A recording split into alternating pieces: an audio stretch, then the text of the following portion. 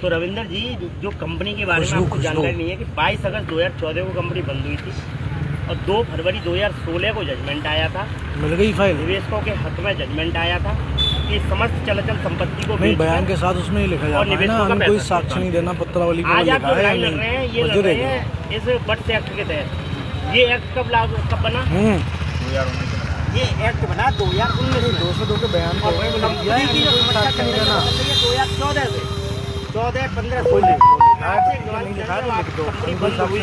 सारी चीज हुई 2016 के बाद से।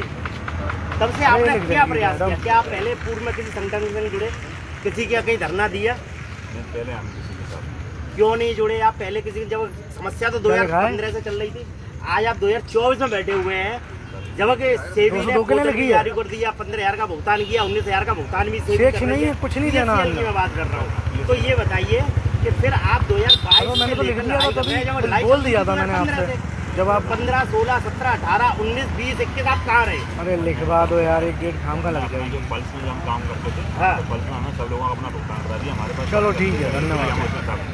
पल्स में इसलिए शामिल नहीं हुए थे क्योंकि PACL में लगातार 25 दिन डबरी पे धरना चला 2017 में, 2015 में दिल्ली में धरना दिया, 7 दिन 2017-18 में गांधी पार्क में मेरे द्वारा ही धरना दिया गया।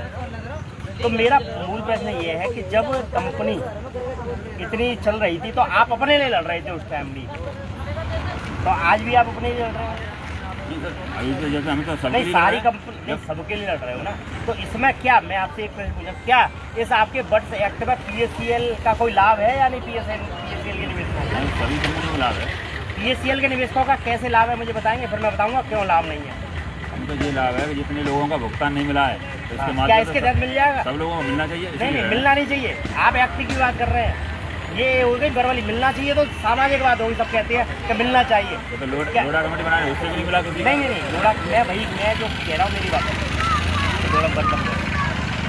मेरा कहना ये है कि इस एक्ट का लाभ कैसे लीगली बात कीजिए। आप लीगली लड़ाई लड़ रहे हैं भाई साहब, यहाँ पर आप नेता वाले धरना आंदोलन नहीं कर रहे हैं। जी सर,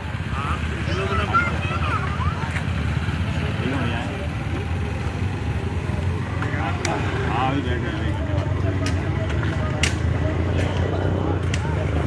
अभी तो कोई बात नहीं।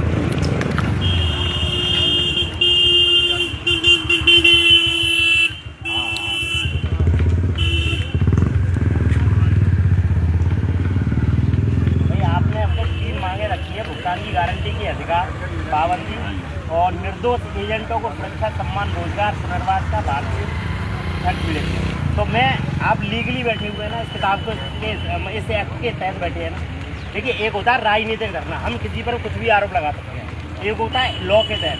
लॉ के तहत मैं आपसे बात कर रहा हूँ, क्या लॉ के तहत PACL या सारा जैसी कंपनी इसमें आती है? भुगतान के लिए तो सभी कंपनी आती है, इसमें नहीं आएंगे। अब मैं आपको बताता हूँ क्यों नहीं आएंगी। कोई चीज, कोई भी समस्या जब राष्ट्रपति पे चली जाए, ऊपर जब प्रधानमंत्री पे चली जाए, तो क्या आप किसी विधायक से काम करा सकते हैं या पार्षद से? जवाब दो। नहीं करा सकते ना। जब कोई निर्णय PACL का सुप्रीम कोर्ट से पहुंच गया, संपत्ति सुप्रीम कोर्ट के अधीन सेवी से है, तो यहाँ के DM और SDM क्या जमीन को बेच सकते हैं? तो बताइए मुझे। जब जमीन नहीं बेच सकते तो क्यों लोगों को गुमराह किया जा रहा है? PACL और सारा वालों को, सारा का पोर्टल जब अमित शाह ने लॉन्च कर दिया, उनके पैसे, उनकी गारंटी है, तो इसमें PACL और सारा कैसे आ गई? तो एक्ट में मुझे बताइए। आप अन्य कंपनियों की बात कीजिएगा, PACL और सारा, मेरी बात नहीं, PACL और सारा इस एक्ट के तहत उनका भुगतान नहीं हो सकता। दूसरी बात, एजेंटों की सुरक्षा, इस एक्ट को आप ध्यान से पढ़िए। जब तक इसमें एजेंट, इसमें लिखा हुआ है साफ साफ, इसको पढ़िएगा तभी मैंने कहा, इसमें साफ साफ लिखा है प्रमोट करने वाला, कंपनी को प्रमोट करने वाला एजेंट, निक्षेप की जानकारी देने वाला एजेंट, वो भी गुनहगार है इस एक्ट के तहत। अगर निवेशक ने एजेंट का नाम लिख के यहाँ पर दर्ज कर दिया तो उसके खिलाफ 420 की कार्रवाई होगी। और एजेंट को आप जिस सुरक्षा की बात कर रहे हो ना, इस एक्ट के तहत एजेंट के घर की कुर्की होकर उस निवेशक का भुगतान मिलेगा, इसलिए पहले जानकारी रखिएगा। मैं आज आपको बता दूं, अगर निवेशक ये कहेगा अगर राम सिंह मुझे समझाने आया, मैंने राम सिंह को पैसे दिए, राम सिंह ने कंपनी का प्रमोट किया, तो इस एक्ट के तहत राम सिंह जिम्मेदार है। श्याम सिंह के पैसे वापस कर, तो आप उसके लिए तो सरकार जिम्मेदार है। सरकार ने तो रजिस्ट्रेशन करवाना था, मुझे बता पहले तो सरकार ने दिया तो मैंने क्या तो कहा? हम सरकार से तो लड़ रहे हैं भाई। अरे सरकार से तो फिर इतने साल से लड़ाई चल रही है। ये बात नहीं तुम्हें मानी जाए, जहाँ मतलब तुम गुमराह कर रहे हैं हम लोग। मैं गुमराह नहीं कर रहा, गुमराह कर रहे हैं। मैं सेक्टर के तहत बात कर रहा हूँ। मुझे बताओ तुम्हारे लोडा कमेटी ने किसका पैसा भुगतान करा दिया तो तुम बताओ।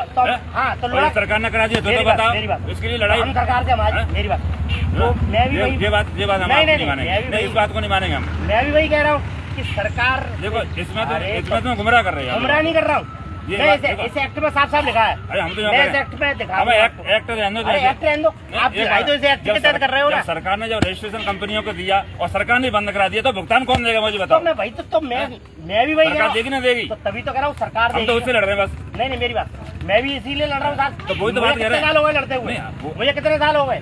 आज आप शुरू कर रहे हो अपने मुँह से, कहिए आपने 2022 से, मैं लड़ रहा हूँ 2015-14 से, मुझे 10 साल हो गए। हमारी कंपनी देखो, मैं वही कह रहा हूँ, मैं आप पर कोई लांछन लगाना, मैं सिर्फ ये कह रहा हूँ कि जब मुद्दा सुप्रीम कोर्ट के तहत है तो इस एक्ट के तहत सरकार से आप बिल्कुल लड़िए। सरकार जब अभी 22 अगस्त को हम लखनऊ गए थे सेबी ऑफिस, क्योंकि सेबी का है, मैं आपसे सिर्फ इतना ही कह रहा हूँ, जानकारी के तहत लड़ाई कीजिएगा। जितना हमें जानकारी हम उसके लड़ रहे हैं, आपको जानकारी अपना काम कर रहे हैं। मैं तो तब से लड़ रहा हूँ जब कंपनी बंद हुई थी, आप 2022 में बैठे, 22 से संगठन से जुड़े हैं, मैं केवल इतना कह रहा हूँ। ऐसा ना, हमारा पीएसएल में कोई भुगतान हम पे है नहीं, तो हम किस क्यों लड़ेंगे जी बताओ? नहीं तो लेकिन आप क्या है जो संगठन है वो पीएससीएल वालों के लिए बात तो करता है ना, जब पीएससीएल का इस कंपनी से, इस एक्ट से कोई लेना देना ही नहीं है। नहीं देखो वो ठीक बात है, क्या है भाई, जिसका भुगतान है वो तो आदमी उसी को लड़ेगा।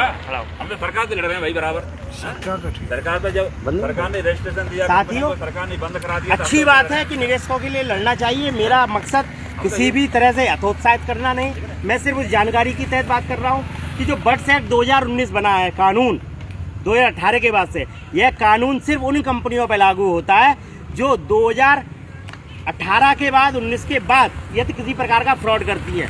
जिन कंपनियों का मामला सुप्रीम कोर्ट के तहत निस्तारण किया जा चुका है या निस्तारण विचाराधीन है, उसका मामला किसी भी तरीके से डीएम एसडीएम के तहत नहीं आता है।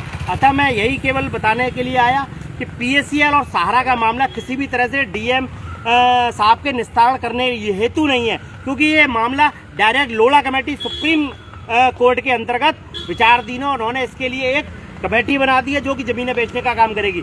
इसमें डीएम साहब कोई भी जमीन को अपने अधीन नहीं कर सकते, किसी को बेच नहीं सकते बिना लोढ़ा कमेटी के अनुमति के। मैं सिर्फ यही कहूँगा कि जिन लोगों का पैसा लगा है कंपनियों में वो यहाँ आए, बैठे और इनका साथ दें। अच्छी बात है कि लोगों ने कि तहसीलों में आखिर कागज जमा किए, तब बहुत सारे लोग आए थे, आज वो लोग कहाँ हैं? कि देखिए जो लोग बैठते हैं हिम्मत करके उनका साथ देना चाहिए, लेकिन हमें जानकारी भी बराबर होना चाहिए। बस मैं यही कहना चाहता हूँ। जय हिंद जय भारत।